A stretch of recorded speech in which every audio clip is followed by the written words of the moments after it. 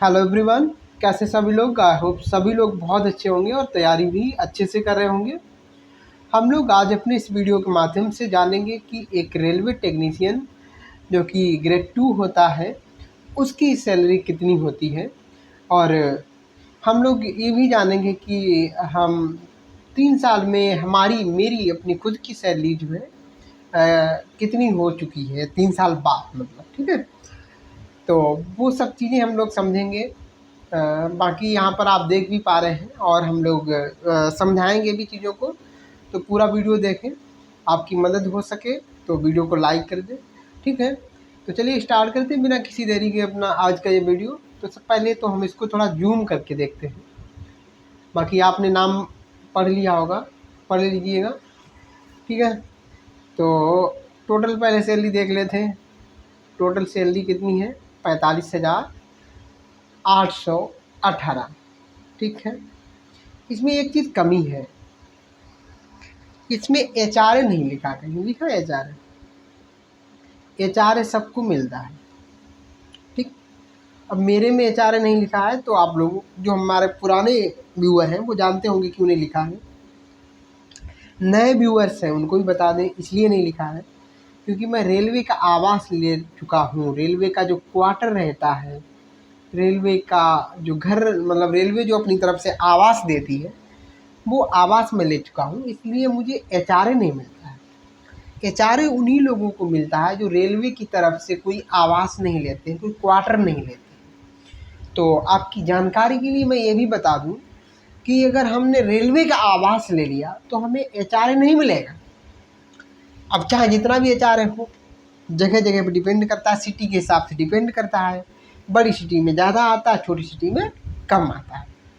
तो अगर हमने रेलवे का जो क्वार्टर ले लिया, रेलवे का जो आवास ले लिया है, तो हमारा एचआरए चाहे वो कम आता हो चाहे ज़्यादा आता हो वो चला जाएगा। और उसके साथ साथ जो है हमारा और भी थोड़े चार्जेस अलग से लगते हैं, जैसे बिजली का चार्ज हो गया, पानी का हो गया, और थोड़ा बहुत जो है जो हमारा रिपेयरिंग का रहता है, मेंटेनेंस का रहता है। तो कुछ चार्ज हमारे अलग से भी लगते हैं, बाकी एचआरए हमारा पूरा चला जाता है, ठीक है। तो ये 45,818 है। इसमें हम एचआरए को भी जोड़ दें, यहाँ पे हमारा जो एचआरए है वो 5,000 मानिएगा, 4700 कुछ है। तो 5,000, अब 20% हो गया तो अब और ज़्यादा आने लगा है। 5,000 26,000 का, 1 मिनट, हाँ। तो अब जो हमारा एचआरए है वो यहाँ पे 20% हो चुका है। झांसी की बात करूँ तो अगर 26,300 का 20% निकालेंगे तो आई थिंक ये हो जाएगा 5860। 5860 तो 6,000 के आसपास हो गया है, ठीक है। तो इन दोनों को अगर हम मिला लेते हैं तो हमारी जो सैलरी है वो पहुंच जाएगी जा कर के 50 और 8 दूनी 16, लगभग लगभग जो है 51-52 हज़ार मान लीजिएगा पहुंच जाएगी। और जिसमें इस बार क्या रहा कि हमारा एक चीज़ और बता दें, इंसेंटिव है वो कम रहा। वैसे जी 6,000, 6500, 7,000 तक आसपास रहता है। तो इस बार इतनी सैलरी बनी है 45,000, और मोटा मोटा अगर आप 5,000 और मान लें तो 50,000 तो पक्का ही है, बल्कि 51,000 पक्का है, ठीक है। 51,000 पक्का है। ये चार जो हमारी इंसेंटिव इस बार बहुत कम आया। इंसेंटिव कम ज़्यादा होता रहता है, जैसी गाड़ियाँ आती हैं उस हिसाब से जो है, गाड़ियाँ ज़्यादा आ गई तो इंसेंटिव ज़्यादा रहता है, गाड़ियाँ कम है तो इंसेंटिव कम रहता है। और ये इंसेंटिव जो है, जो हमारे नए कैंडिडेट हैं उनको हम बता दें कि हर जगह पे नहीं होता है, कुछ जगह होता है, कुछ जगह नहीं होता है, ठीक है। तो हाँ, जैसे हमारी स्टेशन वगैरह पर इंसेंटिव नहीं मिलता है, ये वर्कशॉप वगैरह या कोच फैक्ट्री वहीं, या फिर हमारे सीएनडब्ल्यू में भी कहीं कहीं पे होता होगा, तो वहाँ पे होता है। हर जगह स्टेशन वगैरह पे नहीं होता है। स्टेशन पे फिर आपके नाइट अलाउंस वगैरह होते हैं, तो एचआरए की जगह पे कुछ चीज़ें और मिल जाती हैं। और जिनकी ड्यूटी थोड़ी एक जगह से दूसरी जगह होती रहती है उनको ट्रैवलिंग अलाउंस मिलता रहता है। देखिए हमारे केस में कहीं ट्रैवलिंग अलाउंस नहीं है। तो बाकी लोग जो इधर उधर जाते रहते हैं, जैसे पीबे के हैं या फिर हमारे ट्रैक मशीन वाले हैं, ठीक है, तो इन लोगों का ट्रैवलिंग अलाउंस बनता रहता है, वो भी अच्छा खासा बन जाता है, ठीक। तो थोड़े अलाउंस बदल भी जाते हैं, ज़रूरी नहीं सब जो हमको अलाउंस मिल रहे हैं। ये तो बेसिक अलाउंस है, बेसिक पे है, डियरनेस है, ट्रांसपोर्ट, ये सबको मिलना ही मिलना। और एचआरए इसके अलावा भी जो है बाकी अलाउंस हमको मिलते रहते हैं, जैसे कि यहाँ पे कहीं कुछ जगह पे ड्रेस अलाउंस भी मिलता है, ठीक है। हमारे केस में क्या है कि ड्रेस हमको मिलती है तो हमें ड्रेस अलाउंस नहीं मिलता है, ठीक। तो वो कुछ अलाउंस हमारे बढ़ते भी घटते रहते हैं, ऐसी बात नहीं। कुछ जो बेसिक है वो तो वही रहेंगे। तो वो बेसिक पे है डियरनेस, डीए है और ट्रांसपोर्ट अलाउंस और एचआर है। ये 4 तो आपको हर किसी को मिलते हैं। एचआर हो गया बेसिक पे, और वो तो रहेगा रहेगा, और हमारा डियरनेस, डीए और टीए, ये हर किसी को मिलता है, ठीक। अब बाकी बदलते क्या है, इंसेंटिव किसी को मिलेगा किसी को नहीं मिलेगा। तो किसी को नाइट अलाउंस मिलता है, किसी को ट्रैवलिंग अलाउंस मिलता है, तो वो अलाउंस मिलते रहते हैं। हाँ, बाकी कुछ कटौतियाँ भी होती हैं। अगर कटौतियों की हम लोग बात कर लें, क्या क्या हमारा पैसा कट जाता है भाई। कुछ हमारी स्कीम वगैरह रहती है इंश्योरेंस, उसमें 30 रुपये कट जाता है। और जो हमारा नई पेंशन चलती है जिसको हम एनपीएस बोलते हैं, न्यू पेंशन स्कीम जिसको कहते हैं, उसमें जो है 3945 रुपये ये हर महीना कटता है।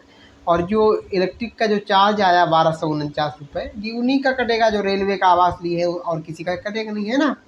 तो ये मैं भी आपको बताते चले कि सिर्फ रेलवे के जो आवेश जो लोग लिए हैं उन्हीं का कटेगा 1249। हाउस रेंट जो मेंटेनेंस चार्ज होता है 232 हर महीने कटता है। वाटर चार्ज का 25 रुपये हर महीने कटता है, ठीक। तो ये 3 जो है 1249 लेकर के 25 तक, जी उन्हीं लोगों को कटेगा। इतने ये जो 4 उन्हीं का कटेगा जो रेलवे का आवास लिए है, बाकी और किसी का नहीं कटेगा, ठीक। ये छोटे छोटे कटते रहेंगे 50, 10, 20, और ये 1300 ये भी नहीं कटेगा। ये एक क्या है, रेलवे की बैंक रहती है, सोसाइटी रहती है, उसकी मेंबरशिप मैंने ज्वाइन की है, इसलिए 1300 कट रहे हैं। 1300 जी कट रहे हैं, और 12,709 जी कट रहे हैं। इनको मिला लें तो 14,000 हो गए। ये 14,000 तो हमारा बिल्कुल मोटा मोटा एक्स्ट्रा कट रहा है। बाकी यहाँ पर ये वाला एक्स्ट्रा कट रहा है, ये आप लोगों का नहीं कटेगा, क्योंकि आप लोग जो है रेलवे का आवास अगर लोगे तो ये चीज़ें तो खैर कटेंगी, बिजली वगैरह। लेकिन बिजली का भी बिल कम ज़्यादा हो सकता है, आपका कम आ जाए, हमारा ज़्यादा आ गया। लेकिन ये जो चीज़ें दो हैं 1300 वाली, ये सीएमटीडी, और इसको सीएमटीडी बोलते हैं, ठीक है। ये 1300 वाला जे, और जो 12,000 जे, 14,000 जी आपका नहीं कटेगा। जी जब करता है, जैसे हमने मेंबरशिप ली है और ये लोन का किस्त जाता है, तो इसी जो इसकी मेंबरशिप ली यहीं से लोन लिया हुआ है। असल में क्या होता है, लोन लेने के लिए मेंबरशिप ज्वाइन करनी पड़ती है, थोड़ा ब्याज यहाँ पे कम लग जाता है, इसलिए यहाँ से ले लिया है। तो रेलवे का समझो जी, रेलवे की बैंक समझो, ठीक है। तो रेलवे की एक तरीके की बैंक से आप समझ लीजिए, थोड़ा कम ब्याज पे मिल जाता है, थोड़ी कम फॉर्मेलिटी में मिल जाता है। तो ये सब दुनियादारी का कट के तब ये नेट पे हमारा इतना आया है 26,242। ये इसीलिए क्योंकि लोन का भी तो कट गया है ना, बाकी बिजली का भी कट गया है, इसलिए इतना बचा है, ठीक। और अगर ये सब चीज़ें ना हो तो बस क्या है, एनपीएस का कटेगा ज़्यादा, बाकी तो ये सब निपट जाएंगे। यानी कि कितना भी कट जाए आपकी 40,000 सैलरी बन जाएगी अगर लोन ना होता तो, ठीक है। तो ये सब चीज़ें समझ गए होंगे।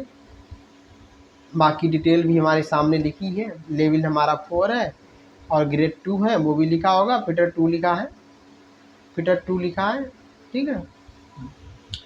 फिटर 2 क्यों लिखा है वो भी हम बता चुके हैं, है तो बिल्डर लेकिन फिटर 2 लिखा हुआ है। और आपको बता दें कि हम लोग जो है अब नए जो भर्ती होकर के आएंगे वो मल्टी स्किल्ड होंगे, उनसे कोई भी काम करवाया जा सकता है। बाकी हम लोगों को भी जो है ट्रेनिंग दी गई है, कोई फिटर का बेल्डर का काम, बेल्डर का फिटर से भी काम कराया जा सकता है, ठीक है। हालांकि जो जिसमें निपुण होता है, जो जिसमें कहेंगे माहिर होता है, जिसको जिसकी ज़्यादा जानकारी होती है, वो काम ज़्यादा अच्छे से करता है, तो वो वही काम करेगा। दूसरे को डालेंगे तो वो उतना अच्छा आउटपुट नहीं दे पाएगा। तो जो जो काम करने लगता है, हालांकि उसी को वो काम करवाया उससे वही काम करवाया जाता है। वो एक इमरजेंसी बात है कि हमारा फिटर वेल्डिंग कर दे या बेल्डर फिटिंग का काम कर दे, वो थोड़ा सा इमरजेंसी की बातें होती हैं, इसलिए जो है सब तरीके की हमको ट्रेनिंग अब दी जाती है, ठीक है। तो ये जानकारी थी जो आपको देनी थी, और जानकारी अगर अच्छी लगी है तो वीडियो को लाइक करना ना भूलें, और ऐसे ही हेल्पफुल वीडियो पाने के लिए चैनल को सब्सक्राइब करना भी ना भूलें। हम लोग मिलते हैं नेक्स्ट वीडियो में, तब तक आप अपना ख्याल रखिए और पढ़ाई करते रहिए, यही हम आपसे कहना चाहेंगे। और हम लोग मिलते हैं फिर नेक्स्ट वीडियो में, तब तक के लिए बाय बाय।